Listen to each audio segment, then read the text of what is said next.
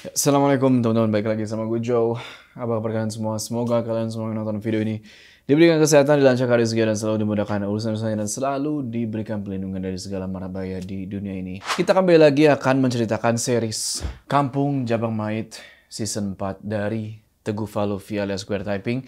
Kita sudah masuk ke part 7 sekarang nih. Jadi setelah 10 tahun lamanya, Ki Dudui muda atau yang kita panggil untuk saat ini Dudui, cuma bisa nyaksin aja tuh apa yang udah Niitoh lakuin ke desa Rangkaspuna. Dudui nggak bisa apa-apa, persis kayak wasiat dari bapaknya tuh Ki Langsamana. Yang mana si Dudui ini punya dua pilihan, dia stay di kampung itu dan cuma bisa melihat aja, atau dia pergi dari kampung itu. Dan kali ini Dudui bener-bener dilema, dimana dia harus mutusin pergi dari kampung itu atau stay bertahan menghadang bencana yang bakalan datang. Dan ini diperparah ketika temannya si Dudui ini bro, si Ki Jaka, malah ngegantungin harapan soal kesehatan anaknya itu ke Niitoh. Nah, menurut kalian, apakah si Dudui ini bakalan pergi ninggalin desa Rangkaspuna dan ngebiarin anaknya itu si Bagas bermain terus dengan Niitoh? Atau sebaliknya? Lalu, buat apa si Bagas ini kayak dijadiin pegangan gitu loh sama Niitoh? Dan kira-kira apa nih yang bakal dilakuin Ambar selanjutnya? Tonton video ini terus. Kita nggak usah lama-lama lagi, udah siap? Mode horor aktif.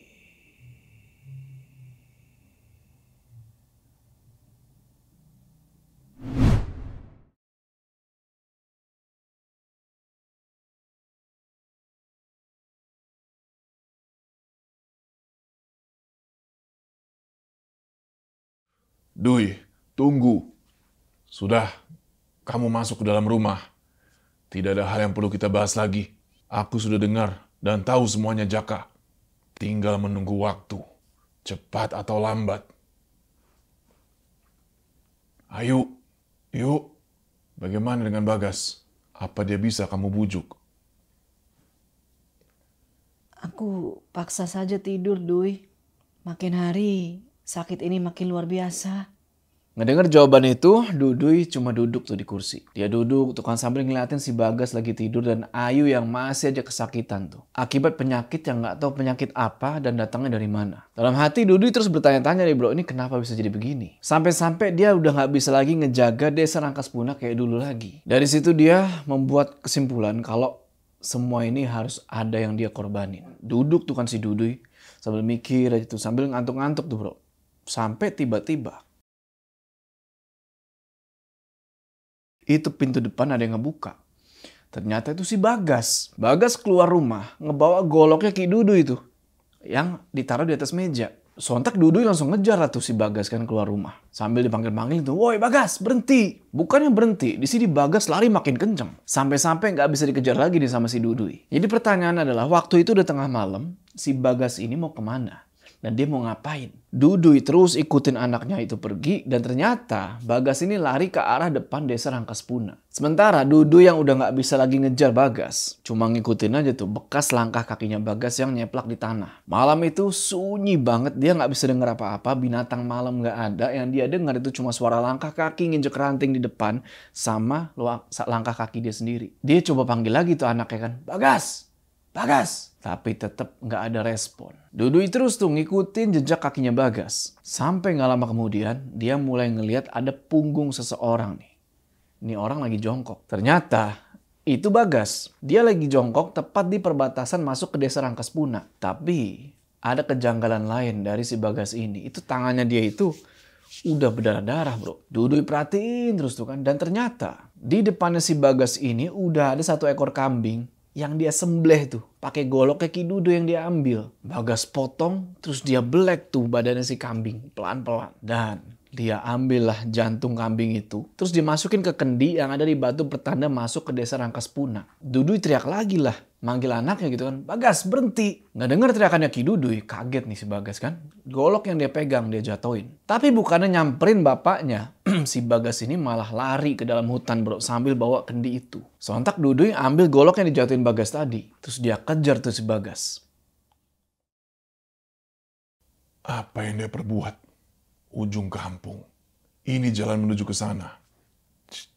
Jangan sampai. Bener aja. Dudui kejar terus tuh si Bagas. Sampai dia tiba di satu ladang rumput luas tuh yang ada di ujung desa Rangkaspuna. Dan ternyata Bagas ke situ buat nemuin satu orang perempuan yang lagi berdiri di atas satu batu besar. Siapa lagi kalau bukan... Apa ini? Janin bayi, Bagas? Cih, ini bukan janin bayi yang biasa aku makan. Bagas yang ngedenger nih Itoh agak ngegas gitu ya, agak marah. Tiba-tiba si Bagas ini langsung sujud bro di depan dia. Kayak orang yang takut diapa-apain gitu loh. Dan Itoh di situ ngusap-ngusap tuh kepalanya Bagas berkali-kali. Sementara Dudui cuma ngeliatin aja dari kejauhan. Nah ketika baru aja Dudui mau jalan nih, tiba-tiba dak! Dudui kesandung. Terus pas jatuh itu dia ngeliat di depan dia ada sosok pakai topeng babi dan badannya itu banyak darah. Sosok ini bilang, "Aku penguasa Rangkaspuna. Lihat apa yang terjadi pada anakmu, wahai manusia."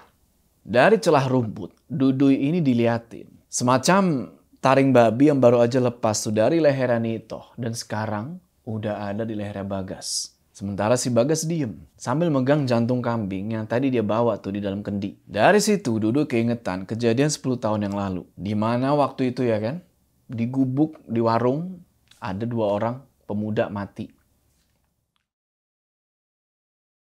Jangan! Jangan! Dui, bangun Dui. Mana Bagas? Sudah pergi ke rumah Jaka. Bagas tidak ingin pergi dari desa ini. Paling nanti kamu bicara saja dengan Jaka. Aku sudah lemas Dui. Sakitnya semakin jadi. Lihat.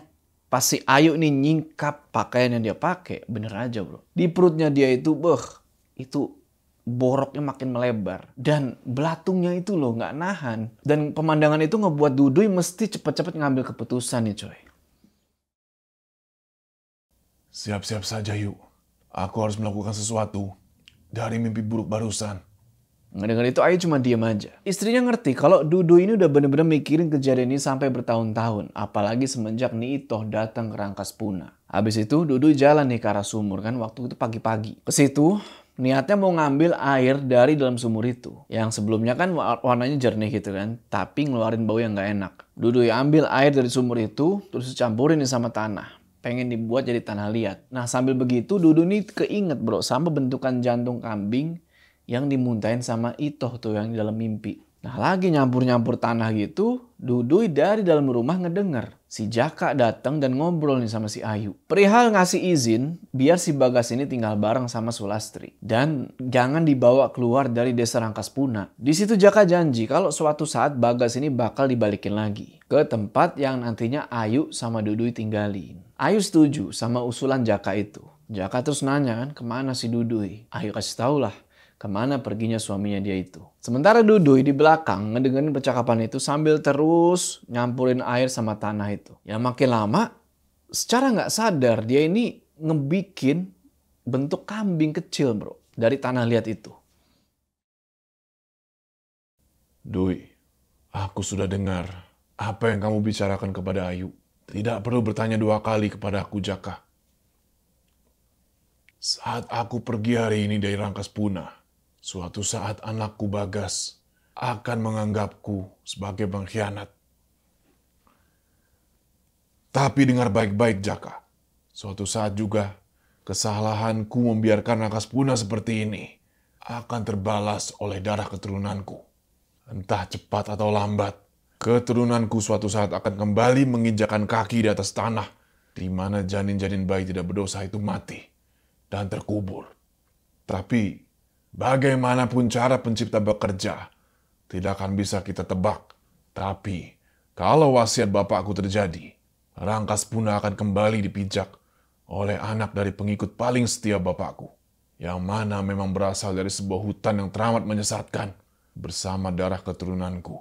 Itulah waktu yang tepat mengembalikan Rangkaspuna. Atau pilihan kamu untuk bertahan di Rangkaspuna adalah keputusanmu, Jaka.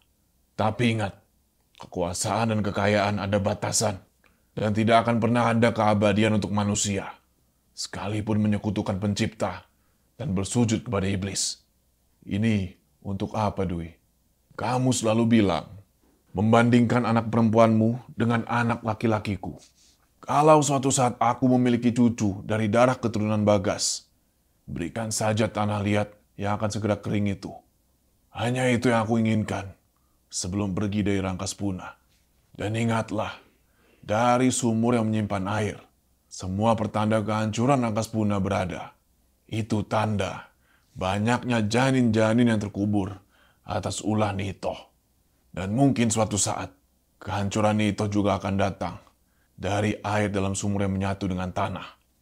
Selang beberapa jam kemudian, sebelum masuk waktu siang, Dudui lagi papa tuh istrinya tuh yang semakin hari semakin gak bisa jalan. Sementara Jaka simpen tuh bentukan tanah liat yang berbentuk kambing kecil itu. Terus dia kasih tahu tuh si Bagas kan, di mana orang tuanya ini udah mutusin buat pergi dari desa Rangkaspuna. Cuma semua itu nggak ngebuat Bagas sedih atau gimana gitu loh. Dia malahan tetap aja tuh asik main sama si Sulastri dan jalan ke rumahnya Nito. Nah ketika Dudui jalan ngelewatin gerbang Rangkaspuna, dia sempat berhenti sebentar nih.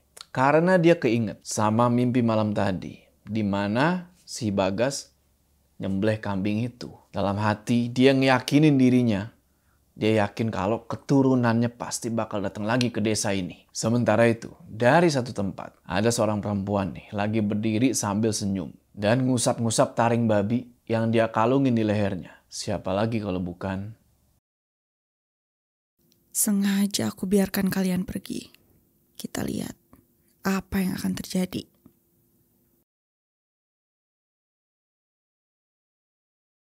Baru Dudui mau ngelanjutin langkah. Tiba-tiba, dari dalam semak-semak dia ngedengar suara langkah kaki. Tapi bukan Nito, melainkan langkah kaki kayak binatang nih. Dan bener aja. Meong.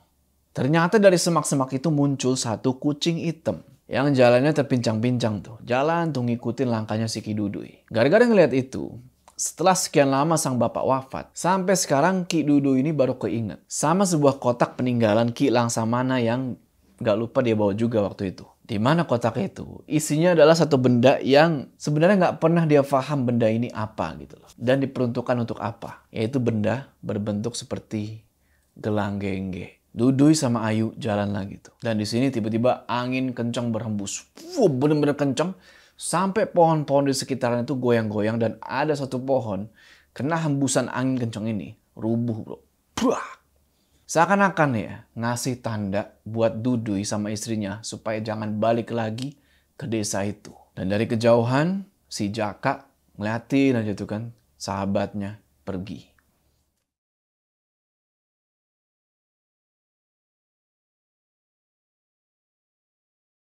Ini tabungan kita yang terakhir. Aku sudah berapa kali bilang, Rin. Sudah, jangan bawa lagi Guna ke dokter. Tapi dia anak kita, Gas. Kamu selalu bilang semua akan baik-baik aja. Mana buktinya? Mana? Sampai Guna sekarang udah usia 5 tahun. Jadi Rini ini adalah istrinya Bagas. Yang mana dia ini nggak tahu bro asal-usul keluarganya si Bagas. Rini cuma tahu kalau Bagas ini ditinggalin sama kedua orang tuanya dari usia sekitar 10 tahunan. Nah dari hubungan pernikahan mereka berdua ini, Bagas sama Rini dikaruniain satu anak. Namanya itu Guna. Yang sekarang usianya baru 5 tahun. Nah Guna waktu itu lagi sakit-sakitan. Nggak tahu dapat penyakit dari mana. Tapi karena mereka ini bisa dibilang keluarga kurang mampu gitu ya. Mereka nggak bisa ngebawa si Guna ini buat berobat. Buat ke rumah sakit tuh mereka nggak punya duit. Tapi Bagas bilang kalau dia punya solusi. Asal kamu mau, aku punya solusi. Apa? Ya udah katakan aja. Guna, bangun. Guna sadar, Nak. Guna. Gas, kita bawa Guna ke rumah sakit sekarang. Bagas, kenapa masih duduk? Cepetan.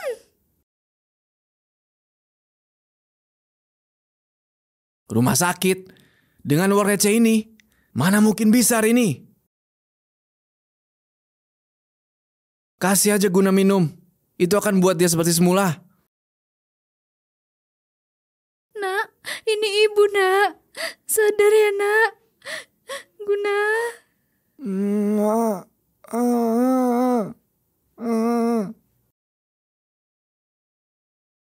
Gas, tolong ambilin dulu air minum. Guna cuma geleng-gelengin kepalanya di situ. Terus dia tarik tuh bantal, nutupin mukanya dia. Rini sambil sedih gitu ya, coba buat nidurin anaknya itu. Gak lama si Guna tidur. Rini jalan lah tuh ke arah Bagas. Dengan emosi gitu ya, sambil ngebawa satu gelas kosong. Kamu, aku suruh bawa air putih aja susah sekali. Ini tuh untuk anak kamu. Guna bisa sembuh. Dia akan bisa bicara. Dan penyakitnya akan hilang. Asal kamu mau ikuti saranku, Rin. Saran? Saran apa? Saran meminum air aneh dalam kendi saat aku hamil. Atau beras kuning yang selalu kamu taburkan pada perutku yang besar ketika Guna usia kandungannya 9 bulan saat mau lahir.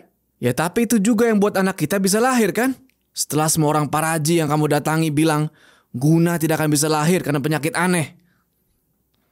Kecemasan kamu sama Guna, aku paham itu rasa cinta. Begitu juga yang aku rasakan, Rin. Aku tahu siapa yang dapat menyembuhkan Guna.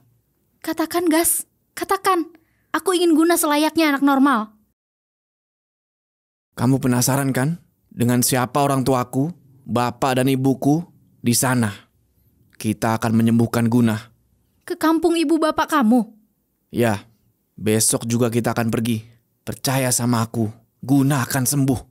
Singkat cerita, ketika mereka berdua lagi berhubungan suami istri, nggak tahu kenapa yang ada di pikirannya Bagas ini Itoh terus, bro. Dan ternyata Bagas di situ udah ninggalin desa Rangkaspuna selama kurang lebih 6 tahun karena menikah sama si Rini ini. Dan sebelum pergi dari desa itu, Itoh selalu bilang kalau Bagas ini mau sejauh apapun dia pergi, mau kemanapun dia pergi, dia akan selalu kembali ke desa Rangkaspuna. Dan bener aja, sebentar lagi Bagas bakal balik ke kampung terkutuk itu. Di sisi lain, di malam yang sama di desa Rangkaspuna, ada satu orang laki-laki nih bro, yang bertugas ngejaga salah satu rumah.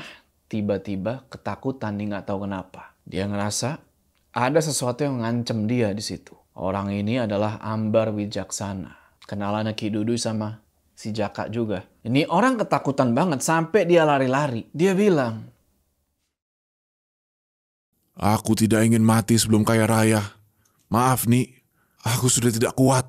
Ambar malam itu mutusin buat ninggalin rumahnya Itoh. Sedangkan di dalam rumahnya Itoh, wah itu udah berubah bro. Dari puluhan tahun yang lalu sekarang udah berubah tuh isinya. Dinding-dinding kayu rumahnya Itoh itu sekarang udah berubah. Penuh sama aksara sakral. Tulisan-tulisan yang artinya mungkin cuma Itoh doang yang tahu. Dan itu semua ditulis bukan pakai tinta, tapi pakai darah janin-janin yang keluar dari rahim perempuan-perempuan yang belum waktunya. Suara kendi kedengar bergeser nih di dalam rumah Itoh. Kendi itu ada di atas ranjang. Dan dari 2 pilar rumah yang di dekat ranjang itu ada 2 kepala kambing yang sengaja ditempel di situ. Malam itu Itoh lagi ngelakuin kayak semacam ritual pemanggilan. Sepanjang ritual itu, masing-masing dari 2 kepala kambing itu tiba-tiba ngeluarin darah bro. Sedangkan Itoh sekarang udah duduk nih di atas kain merah. Kanan sama kirinya kayak ada semacam tanduk besar nih begini nih. Juga ada lipatan kain jarik yang dimana kain jarik ini adalah tempat dimana perempuan-perempuan yang minta digugurin kandungannya di situ. Jadi di kain itu udah nggak tahu berapa banyak darah-darah bro. Darah-darah janin yang udah dikeluarkan. Dan kain jarik ini adalah tanda luka dari masa mudanya Itoh. Yang dimana sekarang dia ini udah berusia 65 tahun bro. Udah nenek-nenek. Tapi yang aneh adalah mukanya itu masih awet muda.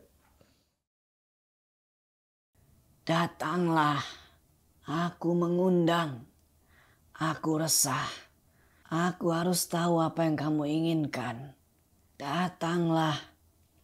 Sudah lama sekali kesepakatan ini, Toh. Wadah baru untuk tubuhmu. Harus segera kamu dapatkan. Hanya ada waktu 300 hari untuk kamu menemukan wadah yang sesuai untuk keabadian tubuh dan segala ilmu kesaktian yang ada di dalam dirimu.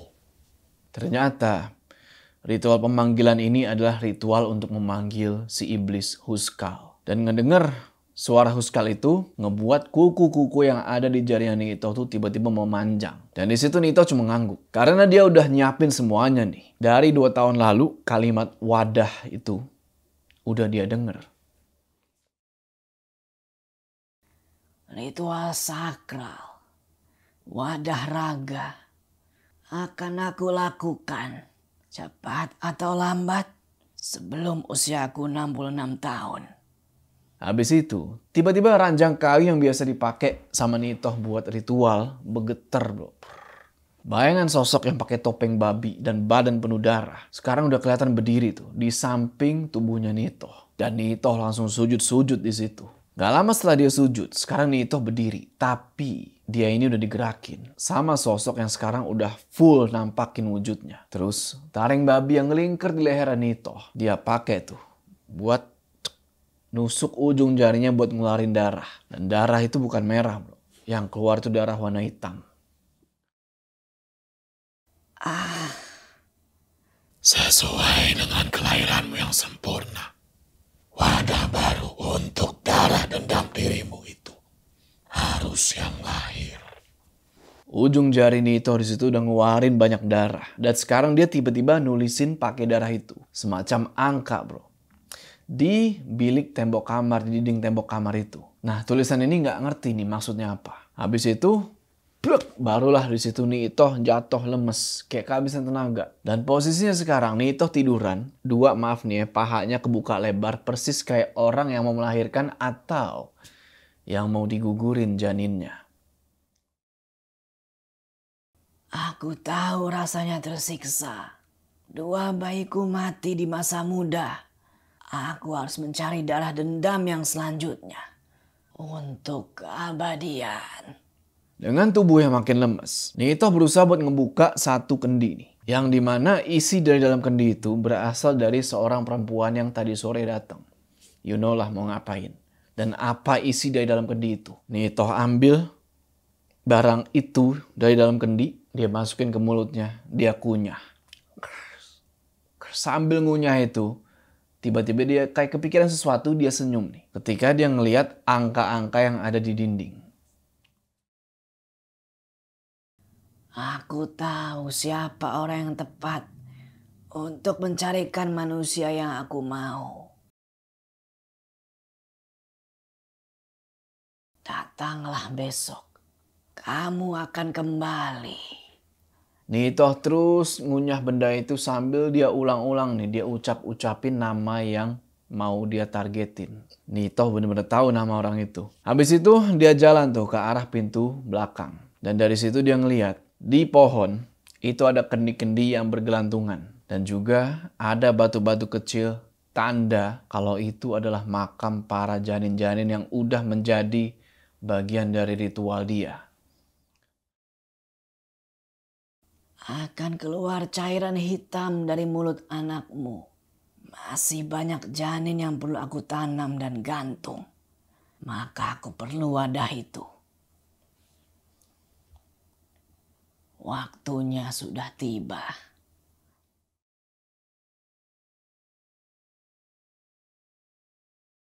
Pagi hari di tempat yang lain, bus lagi jalan tuh. Bus tua, jalan agak lambat lah. Dan di dalam bus itu ada Rini, Bagas, dan anak mereka, Guna. Rini ini benar-benar khawatir, takut terjadi apa-apa sama anaknya ini. Apalagi untuk anak usia 5 tahun yang biasanya lagi aktif-aktifnya gitu ya. Ini dia malah kesakitan gitu loh. Dan gak tahu dari mana atau kenapa Guna ini selalu ngeluarin cairan warna hitam dari mulutnya. Terus selama 5 tahun itu Rini selalu aja dapat pertanyaan, ini anaknya gak bisa ngomong ya? Udah gak kehitung tuh bro. Ibu-ibu kan tetangga-tetangga julid pada nanyain kayak gitu. Sementara itu sang bapak terkesan biasa-biasa aja. Entah dia nggak peduli atau hatinya udah mati atau gimana. Dia kelihatan cuma terima aja tuh keadaan anaknya. Singkat cerita, bus itu ngebawa mereka berhenti di tepian jalan utama lintas pulau. Dan di sini Rini agak tenang karena setelah mereka turun setidaknya Guna udah nggak menjadi bahan tatapan aneh lah dari para penumpang yang ada di bus itu. Ini kampung ibu dan bapak kamu? Iya, kita perlu jalan menembus hutan di sana. Lalu sampailah kita di Rangkas Punah. Rangkas Punah? Itu bukan nama kampung ibu dan bapak kamu, Gas. Itu kampung masa kecilku bersama ibu dan bapakku. Bapak mengkhianat dan ibu yang rela meninggalkan anaknya. Setidaknya, aku tidak seperti bapakku Rini. Aku masih mengusahakan Guna sembuh. Dan di sana kita akan berjumpa dengan Nitoh. Aku yakin dia bisa menyembuhkan Guna. Setelah Guna sembuh, kita pergi dari kampung itu. Aku punya perasaan tidak enak. Malah sepertinya aku yakin kamu akan nyaman. Bagas ngejawab sambil narik tangan Rini. Nah pas lagi jalan itu beberapa kali Guna ngegelengin kepala nih bro. Kayak ngasih isyarat jangan gitu loh. Tapi ya namanya gak bisa ngomong, orang tuanya mungkin kurang ngerti gitu. Terus si Guna tangannya nunjuk-nunjuk nih bro. Ke satu warung gubuk yang hampir rubuh di situ. Di sini Bagas marah ketika Guna nunjuk-nunjuk itu. Dia bilang, "Woi, jangan tunjuk-tunjuk sembarangan." Bagas inget, dan mungkin kalian juga inget sama apa yang terjadi di warung ini. 2 jasad pemuda. Udah nak, tenang. Kamu akan sembuh, ya. Setelah itu kita pulang lagi ke kota.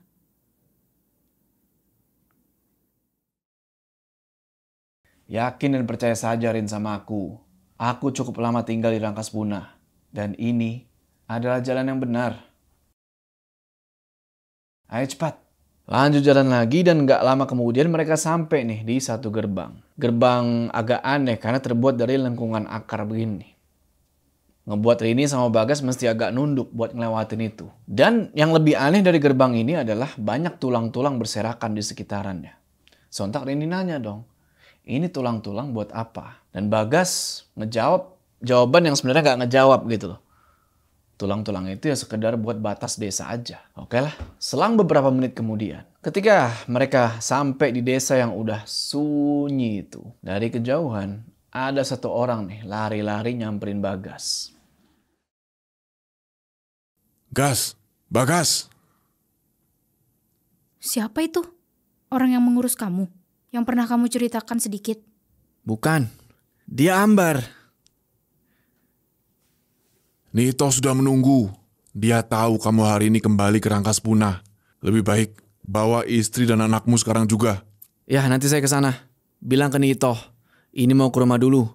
Mau beres-beres dan supaya bisa ditempati Rini sama Guna. Itu nama anak dan istri saya. Dari situ Ambar cuma ngangguk dan langsung jalan tuh dia ke rumahnya Nito. Lah belum sempet Bagas sampai di rumah peninggalan bekas bapak sama ibunya. Dari kejauhan ada satu orang laki-laki nih. Yang jalannya kelihatan kayak orang lemes gitu, lesu. Siapa dia? Ki Jaka? Ini anak kamu, Gas. Ayo, ikut ke rumah dulu. Ibu ada, Ki.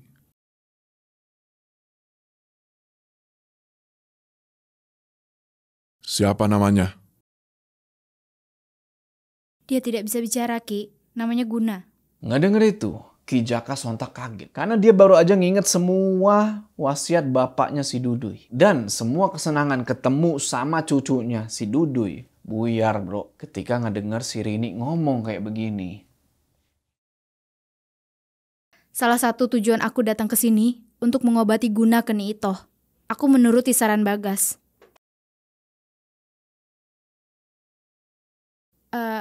Ada apa ya Ki? Ada yang salah? Tidak ada. Ini mainan untuk kamu, Guna. Jaga baik-baik ya. Ini dari...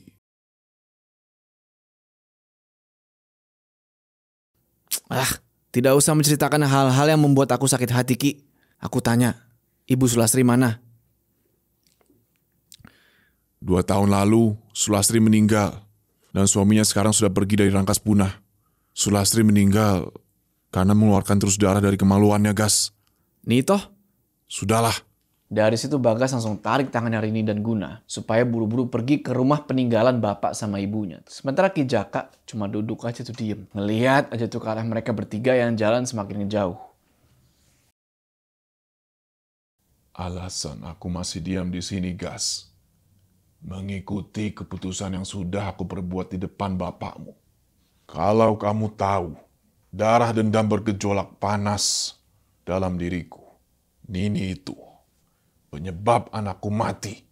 Aku menunggu waktu yang tepat. Ki Jaka ngomong dalam hati seperti itu karena dia marah dan kecewa.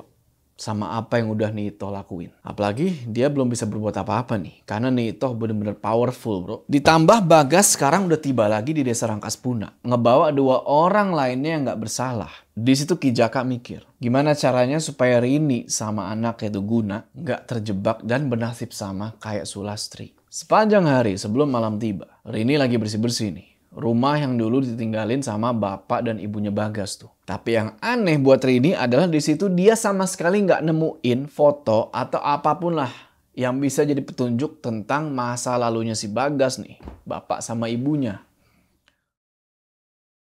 Sayang nak, pertanda nenek dan kakek sama sekali tidak ibu temukan.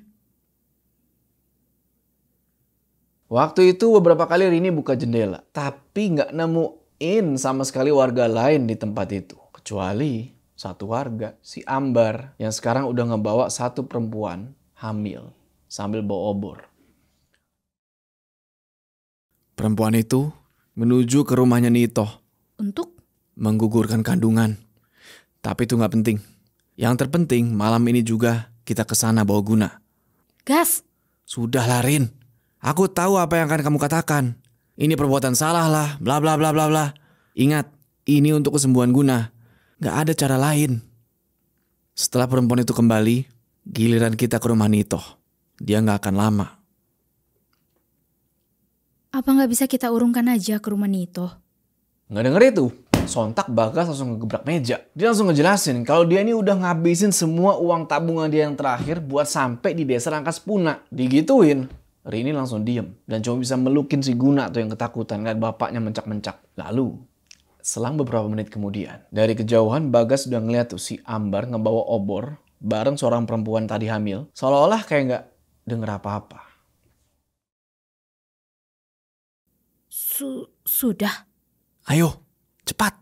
Tenang ya nak, ada ibu ya. Intinya, kita turuti kemauan Nito Rin agar Guna sembuh. Paham kamu? Di situ Rini nggak ada pilihan lain selain ngikut. Walaupun dalam hatinya dia ini nggak setuju sama sekali. Dia nggak tahu nih anaknya yang mau diapain si Guna nih, ya kan? Anak 5 tahun masih polos, cuma bisa mainan kambing dari tanah liat itu yang dulu dibuat sama kakeknya. Sepanjang perjalanan menuju ke rumahnya Nito, Rini ini sama sekali nggak ngelihat rumah itu diisi sama warga, bro. Hampir semua rumah itu kosong. Bahkan ada rumah-rumahnya yang mau ambruk. Karena udah gak ada yang nempatin. Dan sekarang akhirnya mereka sampai tuh di rumahnya Nito. Yang di depannya udah ada si Ambar yang tadi bawa cewek hamil. Nito sudah menunggu. Hanya kalian berdua yang diperbolehkan masuk. Anakmu tunggu di sini saja sama aku, Gas. Guna, tunggu di sini ya. Jaga anakku. Akhirnya. Rini, nunduk Rini. Aku sudah tahu tujuan kalian. Supaya Guna bisa bicara kan? Bantu saya nih. Tentu akan aku bantu Bagas. Penyakit aneh seperti itu tidak perlu aku lihat. Sudah bisa aku rasakan. Apa yang harus aku lakukan nih? Anakmu seperti itu adalah ulahku Bagas. Akibat bapakmu. Ini balasan setimpal. Tapi belum cukup. Rini istrimu harus menjadi seperti Ambar. Menjadi orang yang mengantar perempuan hamil sampai di depan pintu. Dan untuk kamu, aku ada tugas khusus. Habis itu, Guna akan sembuh. Setuju? Seharusnya tidak akan sulit. Tapi aku biarkan kalian berdua berpikir. Sementara di luar rumah, itu udah malam bro. Dan Guna masih aja terus tuh mainan dari tanah liat berbentuk kambing itu. Ngeliat itu, si Ambar nih ngebisikin ke si Guna kan. Guna, kamu diem di sini. Jangan kemana-mana. Kalau kamu pergi, nanti ibu kamu nyari.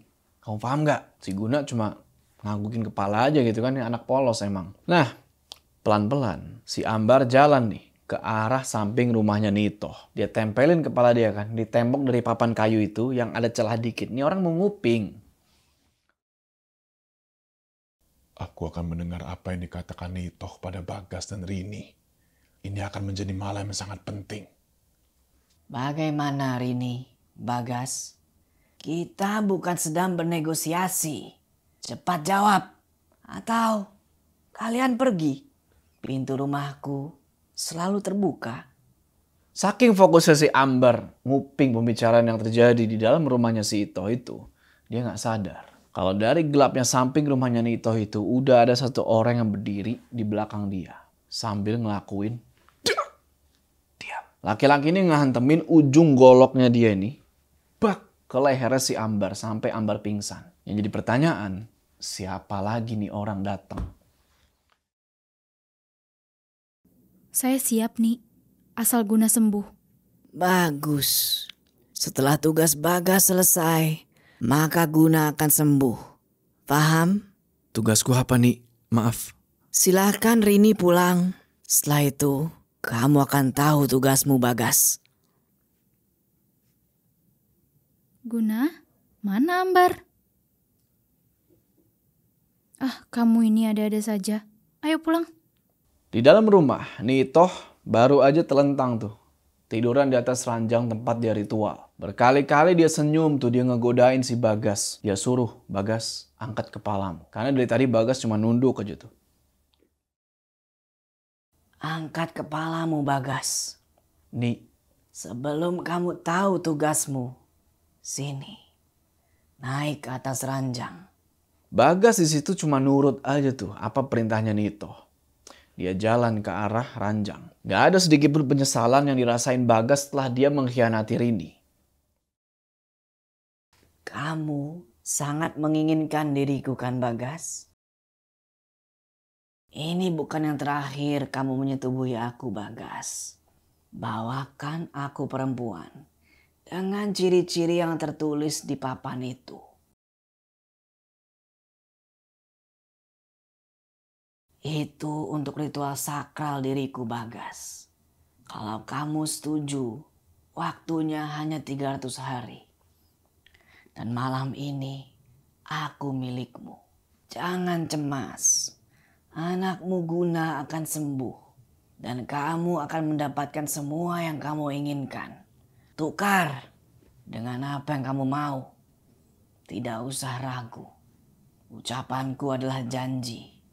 Dan aku tidak akan berkhianat seperti ibu dan bapakmu.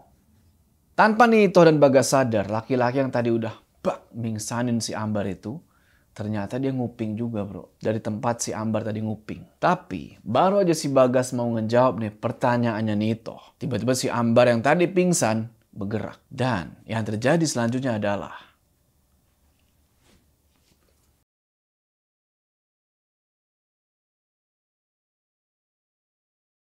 oke teman-teman, itulah tadi part 7 dari KJM Season 4.